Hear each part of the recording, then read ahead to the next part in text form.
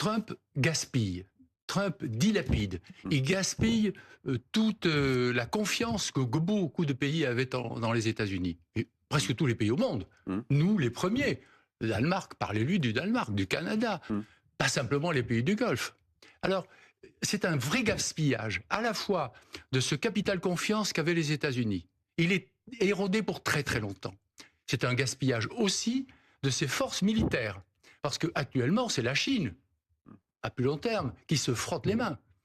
Nous voyons maintenant qu'à force d'ouvrir des fronts, Trump s'épuise. Il épuise les munitions, il épuise ses porte-avions. Vous avez vu ce qui arrive au Ford. Il est épuisé, le Ford, hein, le porte-avions Ford. Donc, avec un incendie avec un incendie, après de multiples difficultés. Il est déployé depuis très longtemps. C'est très compliqué de maintenir... avec un incendie qui a été éteint après 30 heures de feu. 30 heures de feu, oui. C'est compliqué. Hein. Dans une ville, moi j'étais sur porte-avions, je peux vous dire que s'il se passe quelque chose, en circuit fermé, etc., les fumées toxiques, enfin tout ça, on doit savoir les gérer, mais c'est compliqué. Donc Trump est en train d'épuiser aussi son appareil militaire, celui dont il a hérité depuis des années par des administrations qui géraient ça convenablement. Et ceci contre l'avis de certains de ses chefs militaires. On sait très bien que le chef d'état-major de la marine avait dit « je ferai tout pour que le Ford n'arrive pas en océan Indien ». Qu'est-ce qui s'est passé? Trump a dit « ok, jeudi, on fait ».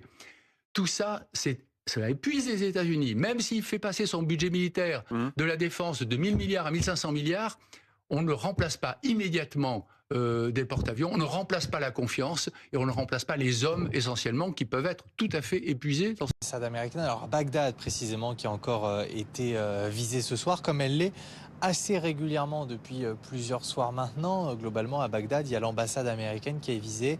Il y a aussi la zone aéroportuaire avec une dizaine de drones qui ont été interceptés hier, par exemple.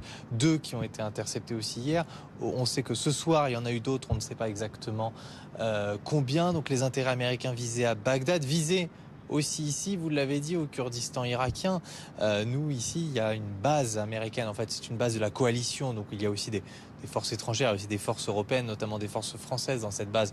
Cette base, elle est très régulièrement, quasi quotidiennement visée. Ici, le consulat américain a aussi été visé.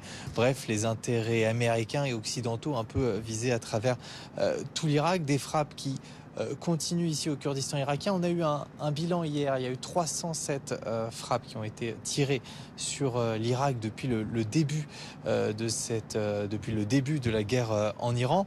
C'est moins que dans les pays du Golfe, mais ça reste un chiffre trop important pour l'Irak et pour le Kurdistan irakien, qui ont ici un vrai souci, c'est de ne pas se faire entraîner dans cette guerre. Par exemple, pour cela, ils verrouillent la communication. Ils empêchent de filmer les frappes, même les drones abattus qui tombent sur des zones civiles, des points non stratégiques. Ils refusent qu'on les filme parce qu'ils ne veulent pas donner l'impression d'être en guerre. Et pourtant, ils ont des frappes tous les jours. Le bilan provisoire qu'on nous donnait hier, c'est pour l'instant sur la région 8 morts au Kurdistan irakien et 51 blessés depuis le début.